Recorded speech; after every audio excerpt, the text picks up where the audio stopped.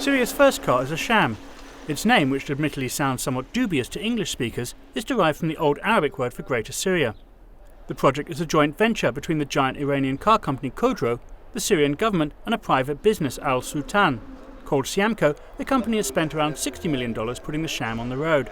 The government's idea was that this factory would be the first step in establishing a specialized industry for manufacturing cars. The first stage was assembling, and then the industry would move into producing some of the car parts. And finally, we will give our own car manufacturing industry a boost. At present, all the car's components are still manufactured in Iran and are then assembled and painted by local workers in Syria. The plant employs 330 people and currently only produces a maximum of 40 cars a day, although there are plans to increase that. I hope we can increase our production more first, and we can have more models, introduced by Siamco.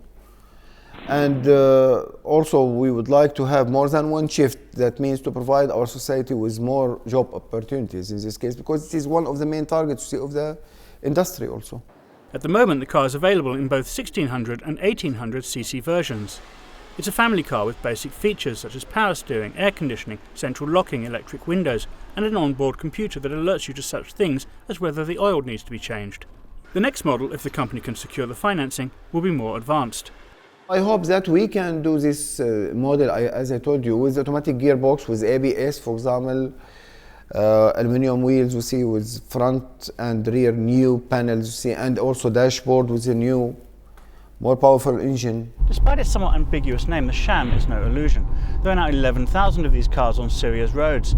It's a drop in the ocean compared to the 700,000 produced each year by the parent company back in Iran, but the fact that these cars are actually being produced in Syria is a source of national pride.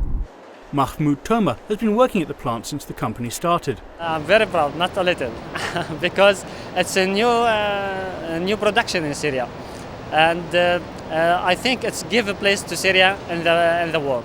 And that feeling of pride is one of the reasons Syrians are buying the car, as it demonstrates the country has developed to a level where domestic car production is viable. We caught up with the local businessman Abdul Hamid in a Sham showroom just outside Damascus. I decided to buy the Sham car because it was well manufactured. It's a comfortable car with a nice design, and it's a car that was produced in my country. I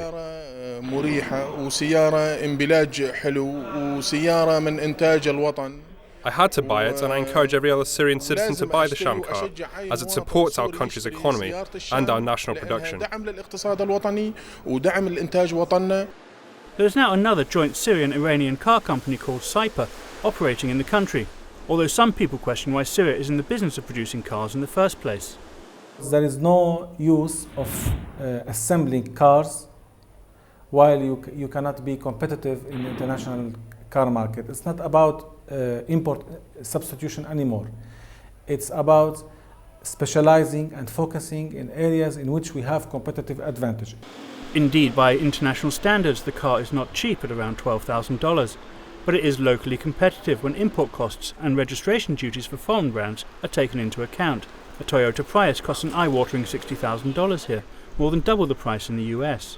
But after 5 years of economic liberalization, the country's middle and upper class are growing larger and richer. It helps too that there are now private banks prepared to provide car loans. Nobody would believe that what happened in the car sector, in the retail, could be achievable without private banks. It's definitely very important, because a car business is linked to all the different sectors. If the economy itself is liberalizing, this implies that new companies are established, which is paying more salaries, that is increasing the purchasing power, companies are buying for their fleet. So overall, the better the liberalization, the more the liberalization, the better the opportunities we have. That said, the overall size of the country's car market is still extremely small, with no more than 70,000 cars being sold each year. We have almost 1,007,100 vehicles in Syria. Among them, 500,000 are passenger cars. So the market is expanding, and this is good.